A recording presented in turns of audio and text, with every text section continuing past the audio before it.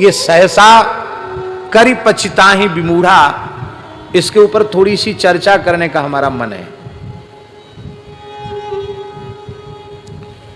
महाकवि भारवी का नाम आपने सुना होगा, बड़े विद्वान थे महाकवि भारवेर अर्थ गौरवम, अर्थ गांभीर्य बहुत था भारवी की रचनाओं में, गांभीर्य है, अर्थ गांभीर्य है उनकी रचनाओं में। भारवी बहुत बड़े पंडित विद्वान थे,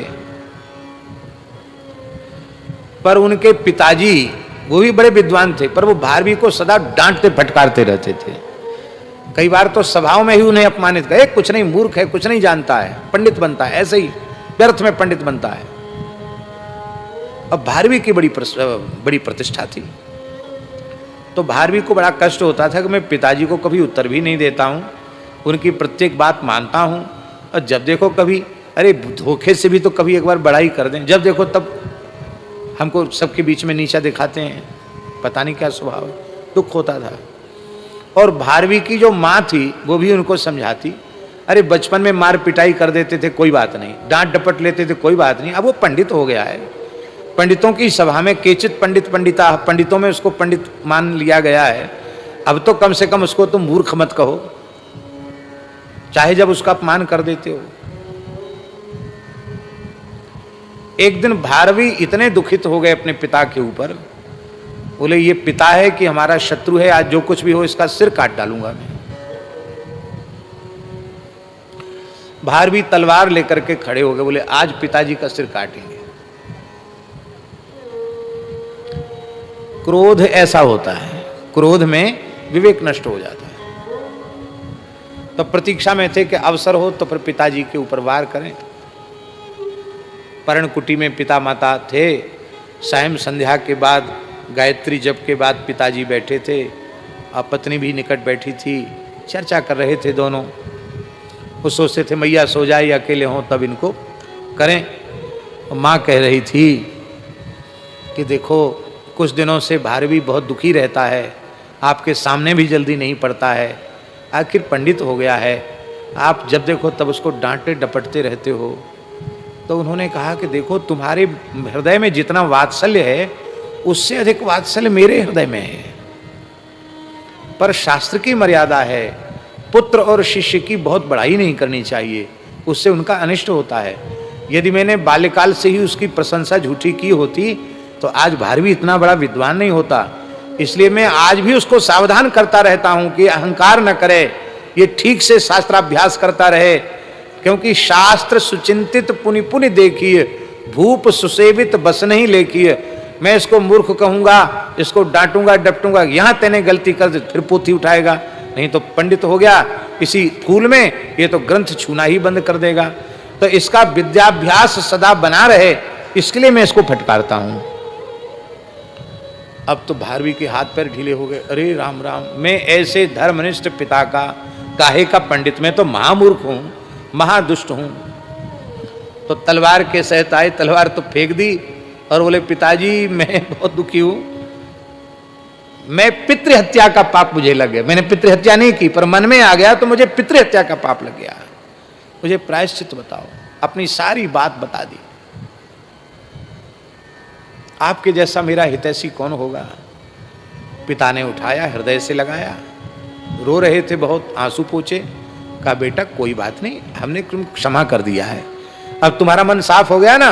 बोले हाँ हो गया साफ, हमने क्षमा कर दिया, रहने दो, हो गया। बोले नहीं, आप हमको प्रायश्चित जरूर बताओ। हम प्रायश्चित करेंगे, और नहीं तो हम फिर घर में नहीं रहेंगे, क्योंकि पातकी व्यक्ति को किसी का स्पर्श नहीं करना चाहिए। हमको पितृहत्या का पाप लगा है, मन से तो हमने पितृहत्या कर ही दी, हमको प्रायश्चित बताइए। पिताजी भी कैसे विलक्षण महापुरुष रहे होंगे, आप विचार कीजिए। भारवी के पिताजी ने कहा तुम अपनी ससुराल में 12 वर्ष जाकर सेवा करो। बोलो भक्तवत्सल भगवान की। ससुराल में 12 वर्ष सेवा करो, खेती करो, घर के सब काम करो, छोटे बड़े। 12 साल बाद आना हमारे पास। बड़ा भारी दंड था। ससुराल में 1 दिन 2 दिन तो आदर हो जाता है, और कोई अपना आसन बासन बुरिया बिस्तर लेके ही वहीं पहुंच जाए तो फिर उसका तो तिरस्कार पद पद पर। और ससुराल में तो सब गाली देते हैं, गाली देते हैं कि नहीं? ससुराल वाले लोग तो उनका गाली देना उनका अधिकार है। बक्सर वाले महाराज जी बड़े उत्साह से कहते थे, सुनु अवध के राजकुमारा यह गारी नहीं है गारा। गारी बहुत सुने हो, अब गारा सुन लीजिए। तो ससुराल के लोगों को अधिकार भी होता है गाली देने का। तो आपने कहा जो आज्ञा पिताजी, और भारवी चले गए अपनी ससुराल। 2-4 दिन तो आओ पंडित जी, आओ पंडित जी, आओ भारवी जी, खूब सम्मान हुआ, आओ दामाद जी। और बाद में तो महाराज घर के लोग ही अपमान करने लगे, उनके घर के नौकर चाकर भी उनका अपमान कर देते। पर पिताजी की आज्ञा थी, इसलिए सब काम, खेती का काम करते, सब काम करते। वहां उनके पांडित्य का कोई आदर नहीं था। मन ही मन सोचते थे कि मेरे पिताजी ने तो मेरा कोई अपमान नहीं किया, यहां तो मुझे पद पद पर अपमान ही अपमान झेलना पड़ता, मैं कुछ कर भी नहीं सकता, बोल भी नहीं सकता। अब पत्नी भी यही है, क्या करूं, बड़े दुखी थे। और ब्राह्मणों का अकिंचनता तो उनका आभूषण है ही है, तो घर में भी गरीबी ही थी। तो कुछ श्रम करके कमाओ तो खाओगे, नहीं तो क्या खाओगे। गरीबी भी ऊपर से बहुत भारी थी। ससुराल वालों ने कहा यहां पड़ा पड़ा खा रहा है, कमा के 2 पैसा नहीं लाता कि अपनी घरवाली को भी कुछ खिला सके। अब इनको सहन नहीं हुआ, अपनी पत्नी से बोले भैया देवी अब तो हम कमाने जाएंगे, धन कुछ पैसा कमा के लाएंगे तब तुमको देंगे। यहाँ ससुराल वालों ने कहा जाओ, यहां से जाओ तुम, बस पैसा कमाने जाओ, जाओ। चले गए। तो वो बोले कि देखो अन्न का संकट आ जाए, ज्यादा लाले पड़ जाए भोजन के, तो एक श्लोक लिख दिया भारवी ने। अपनी पत्नी को कहा कि विद्यार्थियों से कहकर, हमारे विद्यार्थी हैं उनसे कहकर के बाजार में उनको भेज देना। यहाँ के राजा भोज ने निश्चय किया है कि जो चीज कोई नहीं खरीदेगा वो राजा खरीद लेगा। तो ये श्लोक जो है इसको बेच देना बाजार में। पर इसकी कीमत कम नहीं है, 1 लाख रुपया है इसकी कीमत, वो जमाने की 1 लाख रुपया, 1 लाख रुपए कीमत है इस श्लोक की। ब्रह्मचारी गए, एक बांस की डलिया में एक श्लोक, पर्ची, इतनी सी पर्ची लेके गए। मंत्रियों ने पूछा भाई तुम्हारा माल नहीं बिका? बोले हमारा माल नहीं बिका। क्या है तुम्हारा माल? बोले ये श्लोक है। क्या कीमत है इस माल की? बोले 1 लाख रुपया। राजा से कहा महाराज 1 लाख रुपए का एक श्लोक है, क्या किया जाए? बोले भाई हमारी प्रतिज्ञा है कि जो माल नहीं बिकेगा वो राजा का होगा, तो पैसा दो और ले लो। तो पैसा दे दिया, 1 लाख रुपए दे दिया।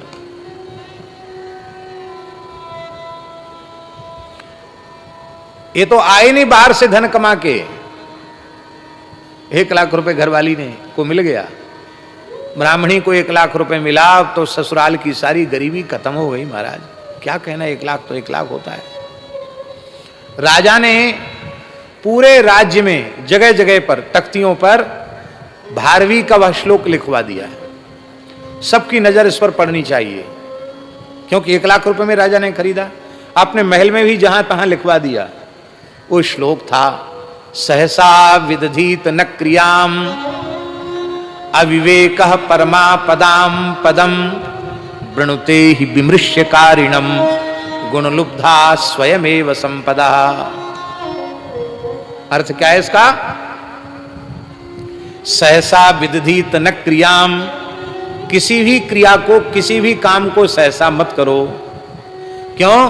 सहसा किया हुआ काम अविवेक पूर्ण ही होता है, और अविवेक सारी विपत्तियों का घर है।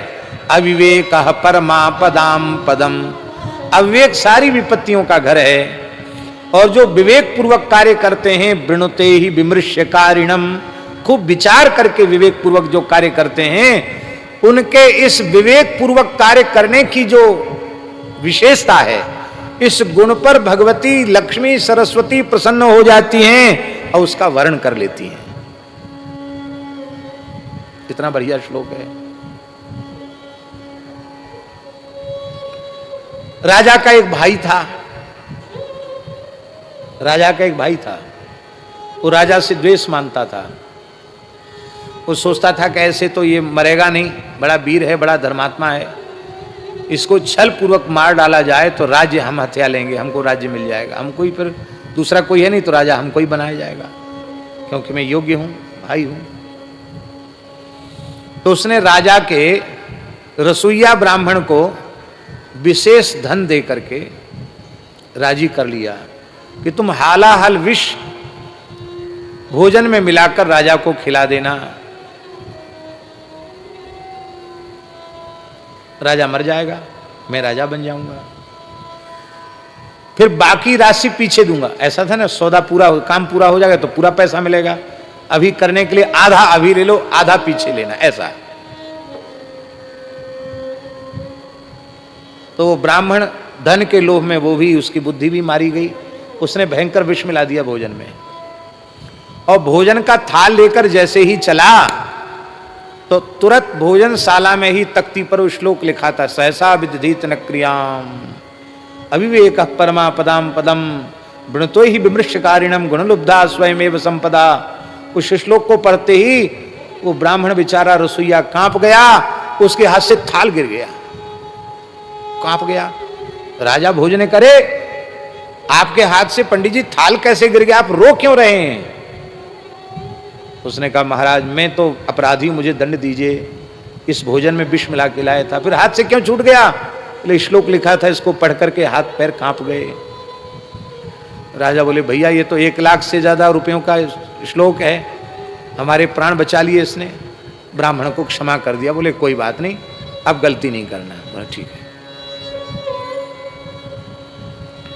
भाई तो भाई ठहरा, राजा तो सावधान हो गया, लेकिन भाई ने अभी भी मारने का संकल्प नहीं छोड़ा। तो भाई ने नाई को राजी किया, हजाम नाई को राजी कर लिया कि देख तुझे तू जितना मांगेगा उतना पैसा दूंगा, पर राजा बनने के बाद दूंगा, बस एक बात है, तुम हजामत बनाने जाना महाराज साहब की, अब बढ़िया पहना उस तरह, यहां दाढ़ी बनाते बनाते सीधे गला में भोंक देना, काट देना इसका गला, मर जाए, बस फिर मैं राजा बन जाऊंगा, तुमको मुंह पैसा दूंगा। वो नाई खूब बढ़िया से उसको पहना करके उस तरह गया और करते करते सोचा अब काट दूं इसको। तो जैसे ही काटने का विचार किया तब तक सामने श्लोक लिखा था दीवार पर, सहसा विदधीत न क्रियाम। फिर इसी श्लोक को पढ़ा तो उसके हाथ से उस तरह गिर गया, वो कांपने लग गया। अरे क्या हुआ, तेरे हाथ से उस तरह कैसे गिर गया? बोले महाराज मैं तो अपराधी हूं, मुझे फांसी पर चढ़ाइए। क्या हुआ? कहते मैं तो आपको मारना चाहता था। तो तेरा विचार कैसे बदल गया? बोले सरकार सामने श्लोक लिखा हुआ है, उसको देखकर विचार बदल गया। बोले भैया उस ब्राह्मण को खोजो तो सही, कहां है वो ब्राह्मण जिसने इतना कीमती हमारे 2 बार प्राण बचा लिए? अब ब्राह्मण देवता तो गायब थे। ऐसे रहते थे ब्राह्मण पुराने पंडित विद्वान। अब एक दिन की बात है, एक घटना और घटी। राजा की राजकुमारी बड़ी योग्य थी, शील संपन्ना थी। एक राजकुमार के साथ उसका विवाह निश्चित हो गया। विवाह की तैयारियां चल रही थी। राजा साहब दरबार से लौट के आने में उनको विलंब हुआ। उन्होंने अपने महल में जैसे ही प्रवेश किया तो उन्होंने क्या देखा कि मेरी महारानी के साथ पर्यंक पर एक पुरुष सोया हुआ है। इतनी बड़ी बड़ी मूछ, यहां तक कलम कड़ी हुई है, बड़ी मूछ है, कवच पहने हुए है, पृष्ठ पुष्ट वीर। राजा के तो पैर के नीचे की धरती खिसक गई। ये बड़ी भारी पतिव्रता बनती थी ये दुष्टा कुल्टा, किस सुंदर पुरुष को अपने पास में इसने सुला रखा है। आज इस पुरुष की और इसकी दोनों की आज मैं हत्या कर दूंगा, दोनों का सिर काट डालूंगा। तो तुरंत राजा ने म्यान से तलवार निकाली। धीमा धीमा दीपक का प्रकाश था और जैसे ही मारना ही चाहता था ऐसे किया, तब तक दीवार पर लिखा हुआ श्लोक, क्योंकि सैन घर में भी लिखा रखा था, सहसा विदधीत न क्रियाम अविवेक परमा पदाम पदम वृणतो ही विमृश्यकारिणम गुणलुब्धा स्वयमेव संपदा। ऐसे सहसा काम नहीं करना चाहिए। तुरंत उसने म्यान में तलवार रख ली। अरे मारना तो दोनों को, लेकिन पता तो लगा मैं ये दुष्ट है कौन, इतनी सुरक्षा में रात को मेरे यहां चला गया, ये है कौन, और निश्चिंत होकर सो रहा है। राजा ने खूब जोर से आवाज चिल्लाया, जोर से। राजा रानी जगी और जगते ही उसने कहा कि अजी क्या हो गया, पागल हो गए हो क्या, क्यों चिल्ला रहे हो? ऐसी बात करती हैं पत्नियां घर में, क्यों चिल्ला रहे हो, पागल हो गए हो क्या, रात का आधी रात का समय चिल्ला रहे हो? तब तक वो पुरुष जो सोया हुआ था छिप गया एक पर्दे के पीछे जाके। तो राजा ने कहा चिल्लाओ नहीं और क्या करूं, कहां है वो पुरुष जिसको तुमने अभी यहां सुला रखा था? अरे महाराज धैर्य रखो, पुरुष पुरुष कोई नहीं है, आपकी लाडली बिटिया है, राजकुमारी है। आज ये हमसे पीछे पड़ गई कि मैं तो अब विवाह तो पक्का हो गया, अब विवाह की लगन शुरू हो जाएगी, फिर मैं तो दुल्हन बन के चली जाऊंगी। अब मैं बचपन से राजकुमार बनने का शौक रखती थी, तो क्यों ना आज माताजी मेरा राजकुमार के रूप में श्रृंगार करो। तो वो मैं चित्रकला में बड़ी निपुण थी महारानी का, मैंने बड़ी बड़ी काजल से मूछ बना के और कवच पहना करके और इसको वीर वेश में श्रृंगार किया था अपनी बेटी का। आपकी बेटी है, देखिए कितनी अच्छी लग रही है। महाराज भोज ने कहा आओ पुत्री, कोई चाहे शर्माती हुई, अरे वाह तुम तो बहुत सुंदर राजकुमार के रूप में लग रही हो। छाती से लगाया बेटी को और बोला अब तुम लोग विश्राम करो, हम जाते हैं। वो विश्राम करने चला गया, सोया नहीं राजा। मैं तो मुंह दिखाने लायक नहीं रहता। निरपराध पुत्री की हत्या और अपनी पत्नी की हत्या, और अभी विवाह की तैयारी करके आ रहा हूं। धन्य है उस ब्राह्मण का, तुम्हें ऋणी हूं, कृतज्ञ हूं। बोला मैं तब पानी पीऊंगा जब वो ब्राह्मण आ जाएगा, उसको खोजो। तो भारवी जो है वो ऐसी बेचारे आधी धोती पहरे आधी धोती ओढ़े, ऐसी सामान्य वेशभूषा, पैर में जूती तक नहीं थी उनके, ऐसे बेचारे विचर रहे थे कि कुछ तलाश, धंधे की तलाश में। ससुराल की गरीबी तो दूर हो गई थी, और ससुराल लौट के थोड़ी आए, मिल गए भारवी। घोषणा कराई जा रही थी कि इस श्लोक का रचयिता ब्राह्मण कौन है, महाराज साहब उसका दर्शन करना चाहते हैं। पता चल गया कि यही ब्राह्मण है। बोले महाराज आपको चलो। बोले मैंने अपराध क्या किया? बोले अपराध नहीं, हाथी पर बैठो चलो। अरे हाथी पर बिठा के बुलाया, हाथी पर बिठा करके बुलाया भारवी को। राजा ने चरणों में प्रणाम किया और लिखा है प्रत्यक्षरम लक्षम ददऊ, 1 लाख तो पहले दे चुका था, अब इस श्लोक में जितने अक्षर हैं उतने लाख रुपया राजा ने दिए। लेकिन भारवी ऐसे थे फक्कड़ कि धनहीन ब्राह्मणों में वो सारी संपत्ति वितरित करके, बटुक ब्रह्मचारियों के पढ़ाने में सारा धन व्यय करके, आप जैसे पहले अकिंचन थे अकिंचन हो गए।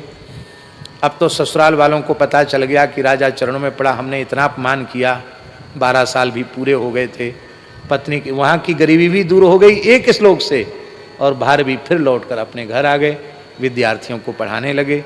उदार बहुत थे, सब कुछ लुटा देते थे। एक बार भारवी गंगा नहा के आ रहे थे, सोमवती अमावस्या थी, सब लोग दान कर रहे थे, गंगा स्नान करके गौ ब्राह्मण की सेवा कर रहे थे, दान पुण्य कर रहे थे। राजा भोज भी पहुंचे गंगा नहाने, वो भी गंगा जी नहाए और नहा करके और आ रहे थे। तो उन्होंने क्या देखा कि बिना गर्मी का समय, जेठ का महीना और सोमवती अमावस्या, जेठ के महीने में कितनी तपती है धरती, जेठ के महीने में बालू गंगा जी की तप रही है, और महाकवि भारवी सीसी करते हुए, पैर जल रहे थे ना, ऐसे करते हुए चल रहे हैं, उनके पैर में जूती तक नहीं है। तो राजा भोज समझते थे कि फक्कड़ हैं, सब लुटा कर ऐसे ही हो गए, तो फिर बस जैसे थे वैसे ही हो गए। तो उन्होंने हाथी रोका और हाथी रोक करके कहा कि आओ पंडित जी इस पर बैठ जाओ। अरे बोले क्या बैठना, बैठ के फिर उतरना पड़े, क्या बैठना? बोले नहीं उतरना नहीं पड़ेगा, ये हाथी हमने आपको ही दे दिया, बैठ जाओ, आपको दे दिया ये हाथी, आप बैठ जाओ। ठीक है, आप ज्यादा पीछे पड़ते हैं तो बैठ जाते हैं। बैठ गए। राजा ने उनको आगे बिठाया, खुद पीछे हो गया, हौदे में पीछे हो गया, राजा ने बैठाया। बोले पंडित जी प्रजा में सब लोग दान पुण्य कर रहे हैं, सोमवती अमावस्या है, आज आप जैसे सुपात्र ब्राह्मण को हमने भी गजदान कर दिया, हाथी दे दिया, तो ये दान की क्या महिमा है, हम आपसे सुनना चाहते हैं। तो भारवी के नेत्र भर आए। भारवी ने कहा कि मैं गंगा स्नान करके आ रहा था, मेरे पास धन तो था नहीं, पर हमारी जूती जो थी वो टूट गई थी, टूटी पुरानी जूतियां थी हमारी। पर एक वयोवृद्ध ब्राह्मण जिसके पैर जल रहे थे, वो बहुत व्याकुल था, उसके पैर में कुछ पहनने को नहीं था। मैंने सोचा कि मैं तो फिर भी कुछ युवा ही हूँ, ये ब्राह्मण बहुत बूढ़ा है, बेचारा कैसे घर तक जाएगा। इसलिए मैंने टूटी पुरानी जूती अपनी पैर की पहरी हुई जूती उतारकर उस ब्राह्मण को पहना दी। और अभी मैं 2 कदम ही नहीं चल पाया था, सी कर रहा था। तत्पुण्येन गजारूढ़ा, एक ब्राह्मण को पुरानी जूती दान करी, उसका पुण्य इतना हुआ कि मुझे हाथी की सवारी मिल गई। और उसका पुण्य और इतना बड़ा बना कि सवारी नहीं, आप तो इतने उदार हैं कि आपने हमको हाथी ही दे दिया। बोलो भक्तवत्सल भगवान की जय। ये सब पुराने पंडितों की बहुत कथाएं हैं।